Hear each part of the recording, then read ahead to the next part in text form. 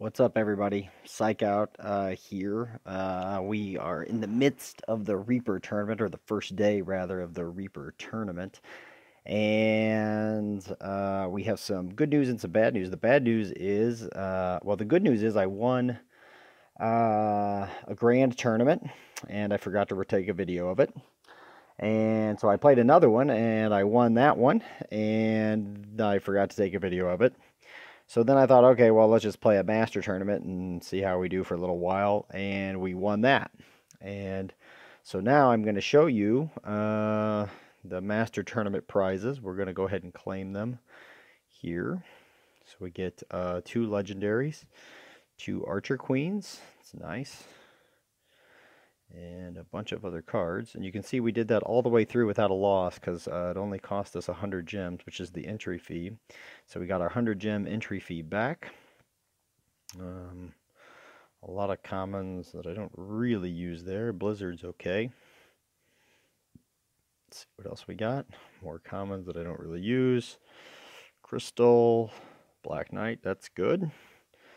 And some mages, okay, so that's pretty good. We can actually upgrade our mage, which is in a deck that we play a lot. One reason to play the turn is, oh, we got an extra legendary out of our chest here at the end. That's really cool. I also got a legendary from the mythical chest in round 9. I think a vampire. I think I got 1 vampire for that. And we got a Valkyrie here. Okay, so wow, that's pretty awesome. We got 20,000 gold and we got 100 gems back. Overall, a really successful master tournament. That's the first time I've ever won a master tournament. I've gotten to round 9 or 10 before, but never won. I think in the last one we got to round 10. So in this video, I'm going to show you all of the games of the master tournament. First, I want to show you the deck that we were using. It was not this deck. It was not even this deck. It was very similar to this deck. It was this deck right here. So this was the deck we used to win the tournament. This is partly, I mean, this is a pretty standard Reaper deck. It's a little different from the Reaper deck we've been playing with in the past. We didn't use the Skull Queen this time. Instead, I opted for the Wind instead of the Skull Queen, in part because so many people were playing Reaper decks in the tournament that I felt like the Wind gave us the edge. If more people were playing Overtime decks, I may have said the Skull Queen's better, but mostly people don't play Overtime decks in the tournament because they have a lot of trouble. In part because it's Castle level 9 is the fixed part in the tournament, and Castle health is already pretty low to start with, so Overtime decks don't quite do as well in the tournament. Doesn't mean you can't win with them, but I don't think they're quite as strong in the tournament. All right, so let's go over or I will replay all of the games. So here was, and as I said, overtime decks don't do very well. The first game we played in the Master Tournament, you can see that was 36 minutes ago, so it took us about half an hour. A few minutes, yeah, because I've taken a few minutes since the tournament ended, but it took us about half an hour to play the tournament. So here's our first game. So first thoughts are when I see an opponent who, I don't know their name, and they're not in a clan. So usually you're thinking, usually these aren't the strongest opponents, but you never really know. Occasionally get surprised.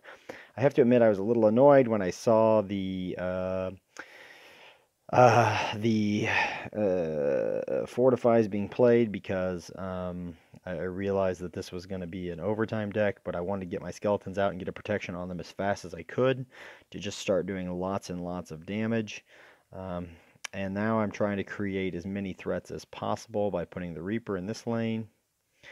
And I'm really, really worried about my opponent drawing bomb or drawing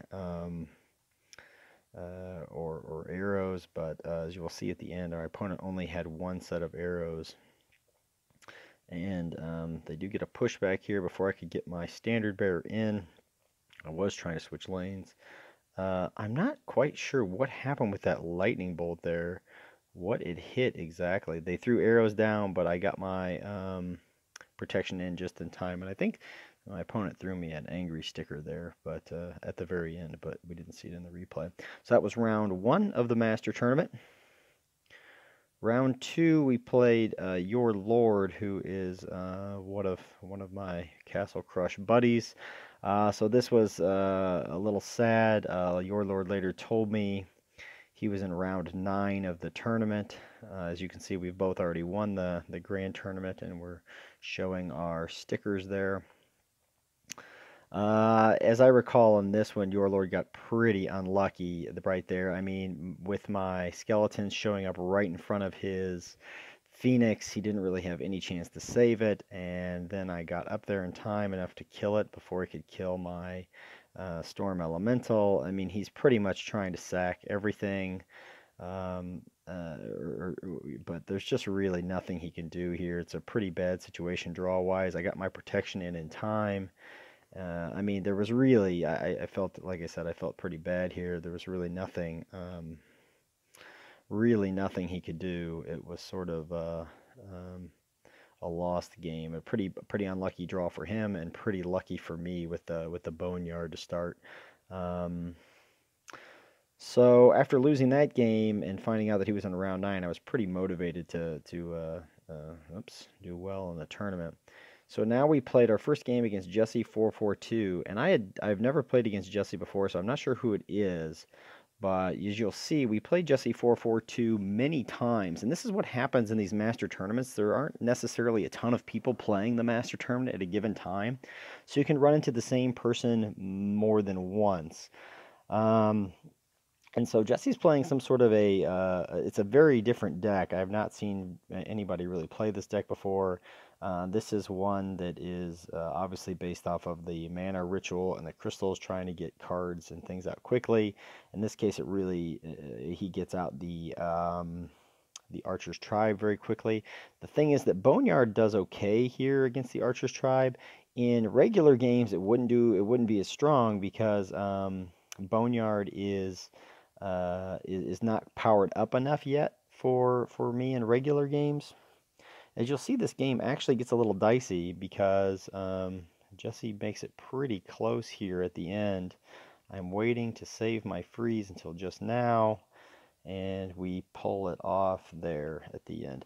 Okay, so but yeah, the thing is that most people in the regular games we play have Archer's Tribes at level 12 or even level 13, and the Boneyard card, level 9 skeletons, don't do that much against them. But because it's the tournament, they only get level 9 cards here, and so our level 9 skeletons match up okay. They do reasonably well anyway against those. Against the Archer's Tribe. So that was round 3. Round 4 is against Trimar. Again, in this run, I feel like I was pretty lucky because I didn't run into a single opponent that I recognized other than Your Lord. I don't think I ran into anybody else that I recognized, and that's pretty unusual for the Master Tournament. Usually in the Master Tournament, you're running into lots of high trophy players. I'm not sure why my opponent went for the Cryface there, but I had already decided I'm going to get my Storm Elemental protected because I mean, I know how powerful the Storm Elemental can be. Here I go ahead and throw my arrows down because I know lots of people are playing these skeleton decks with the Spectre, and indeed my opponent did have a Spectre in his hand. Of course, I didn't know that, but there I kind of wish I had played a protection. I was kind of wanting to get out the Reaper and then throw the protection down. And so everything worked out okay. It was a little disappointing that I could not protect them both, because if I had protected the Storm Elemental, I think I would have had a very good chance of winning. And there we get the win. We're seeing lots of these kinds of decks, not only in regular games, but also in tournaments, ones that feature lots of skeletons and the Skull Queen. So that was round 4, I believe. Sorry, 1, 2, 3, 4, yes. So round 5, again, another opponent that I had never heard of before, never played before. So again, I was feeling pretty fortunate that... But on the other hand, the problem with playing people you've never played before is you have no idea what they're going to play. In a couple of attempts at the Grand Tournament, for example, I ran into people I've never played before and lost to them in round 1, who were playing some what I would consider very strange, very odd, goofy sorts of decks. But you know, that's kind of how it goes. Okay, so here I'm a little worried because I'm really outnumbered in skeletons, and I really badly need my arrows. Now, fortunately for me, my opponent keeps playing more and more skeletons. I was very worried that my opponent would play the what is that, the Spectre, and have a giant Spectre, and my opponent did. Fortunately, in this case, I switched lanes, and I used the freeze to slow down their attack. My opponent does get out the Executioner, but it's just a little bit too late for our attack. And so we get the win there. So that was round 5, I believe. 10, 9, 8, 7, 6. Yeah, so that was round 5. So in round 6, I ran into another overtime player. Now, this player I knew played overtime because I kind of remember them from regular games, but one of my clan mates had posted a game against him earlier and showed that, I'm going to pause it here for a second, and showed that he's playing an overtime deck. So actually, I'm not going to pause. I was pretty happy with my draw. This is pretty much the ideal draw you could want to get against an overtime deck. I've got the Storm Elemental, which can be really effective against overtime. I've got the Skeletons. I had 2 protections, and I think I'm feeling like, okay, we're probably going to do all right here. I'm going to kill that Storm while I can. Opponent uses Inferno, but now I'm kind of like, okay, well, sort of running out of stuff, but I got the protection on the Storm. And I'm still sitting on 2 Reapers, and this is where things can get kind of interesting, because my opponent would really like to kill that Storm Elemental, because the Storm Elemental is doing huge damage, but I'm throwing these Reapers down thinking, okay, he's gonna have to fight off the Reaper, and in fact, he has to use those arrows there to even have any chance, but really he had no chance because the too many threats were coming. So then again, that's the problem with overtime decks. Your health in the tournament, your health just isn't strong enough, and you don't have the max fortifies, right? In regular matches, these overtime players have level 13 max fortifies, and they get lots and lots of health. With the level 9 fortifies, they're just not quite as strong. So 10, 9, 8, and 7. And here we saw Jesse 442 again. So this was the second time we played him. And if you're already looking ahead, you'll see that we play him 2 more times after this. So that means our tournament win included 4 matches against Jesse 442. And luckily for us, we won them all. As I recall, this one was the one that seemed the most dangerous because my opponent got Crystal, Mana Ritual, and then was able to drop the Black Knight. Fortunately for me, I had the freeze, which bought me some time to draw a Standard Bearer. Opponent had arrows taking out my skeletons. I knew that I could not kill the Black Knight in time, so I just switched lanes, threw down my protection, and said, gosh, I hope I can do enough damage before my opponent gets there. Now my opponent goes for the same idea, and this is when it got really scary. Oh my gosh, my opponent has Rage with a Black Knight. Fortunately, my Storm Elemental had grown strong enough, and I threw some skeletons out there with a Boneyard, and they landed near the castle just to do enough damage to finish my opponent off, but he was doing massive damage there at the very end. So there's 9, and so that was round 7, I believe, yes. And so in round 8, again, another opponent that I had never heard of before, never played before, as far as I know. But my opponent was playing one of these decks that we're seeing frequently that feature lots of skeletons.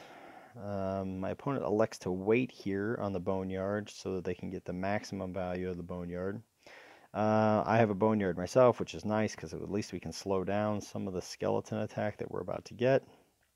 Another Boneyard for my opponent. I'm still like sitting here praying for arrows. Come on, arrows. My opponent uses Inferno. I decide to sack in the middle the Reaper instead of trying to play it like we might normally. Here I am going to get the protection out just in time.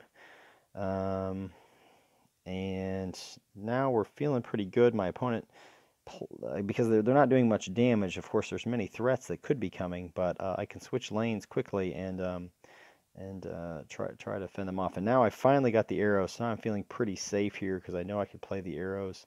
And so I decided to do it there just in case they threw something down like a Rage or who knows what, or a Skull Queen. So there we go. That was the win in round 8. And as you'll see, both rounds 9 and 10 were against our rival here, Jesse 442. So this is our 3rd game against him. By now I knew exactly what deck Jesse was playing, and so I was feeling pretty comfortable when I saw who my opponent was, although at the same time it's a little scary anytime you're playing against somebody with mana cards like Mana Ritual. But here, unfortunately, that doesn't help a lot because the Boneyard relies on cards in your hand, and so I just quickly take those all out, and now my opponent's down to 3 cards. Yes, they did have another Boneyard, but I've got a Boneyard with lots of cards in it, and they go for the Rage here. I decide I'm just going to go ahead and sack in this lane, and take advantage of the fact that my opponent is basically out of cards and really isn't going to be able to do much to me the rest of the game. So that's why I could play the Reaper out there without having the protection ready, because my opponent has no cards, and we've pretty much killed everything, and the board is pretty well clear, and I think I don't even have to do anything the rest of the game here. I think we just kill him with the Reaper. Yeah, so that's the disadvantage there of using the mana cards on Boneyard. It just leaves you with nothing in your hand and not that many creatures on the board. So that was round 8, round 9. And so finally, round 10, of course, you're sort of on the edge of your seat here for the last round, and I see it's the same opponent. So basically, I'm sitting here hoping, okay, I really hope he doesn't get all of his mana cards right away. Very happy to see that I got the Storm Elemental early. And I decided to go ahead and protect that here because I know it's interesting. He probably could have went for the Rage there and tried to take out the Storm Elemental, but opted for the Demon, which in this case took out the the Reaper. Unfortunately, their arrows did take me out, but I decided to play arrows here as well. So now I'm not feeling that comfortable because we don't have a whole lot of things on the board. I get the Boneyard and decide to play it here. My opponent gets a Boneyard. Luckily, my Reaper had enough protection in front of it to stay alive here. I got another Boneyard. So in this game, we both used a lot of cards early and didn't have a lot going on. So my opponent's certainly winning at this point, and here's a pretty scary moment where Rage comes. I freeze, but I do have the Reaper at the castle, and it is doing massive damage, and ultimately we do get the win there with the Reaper kind of sneaking up on the castle. And so that's it. That was the Master Tournament victory for us. I can show you the sticker. So there it is, the Reaper Rainbow with the fingers sticker there. So that's the new sticker we've added to our deck, which is pretty cool. We can also take a look at the tournament standings and see how things are going so far. Big surprise to find that Romain is at the top with, I think, already 3 Master Tournaments and 2 Grand Tournament wins on his main account. On his second account, he has gotten a Master Tournament and 2 Grand Tournaments, just like me, which is what I've gotten on my main account.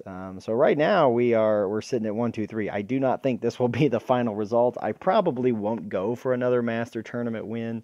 I'm not really in the tournament to try to win the tournament prizes the way Romain does. But if you're interested, I can tell you he's playing the same deck I am, although that's not what deck it shows here. He's playing the same deck I am in the tournament, and obviously we're having some pretty good success with it, with the top 3 scores so far in the tournament. Okay, so that's it for this video. I hope you like this video. If you do, give it a like, and don't forget to subscribe to my channel. Thanks so much, everybody. Bye-bye.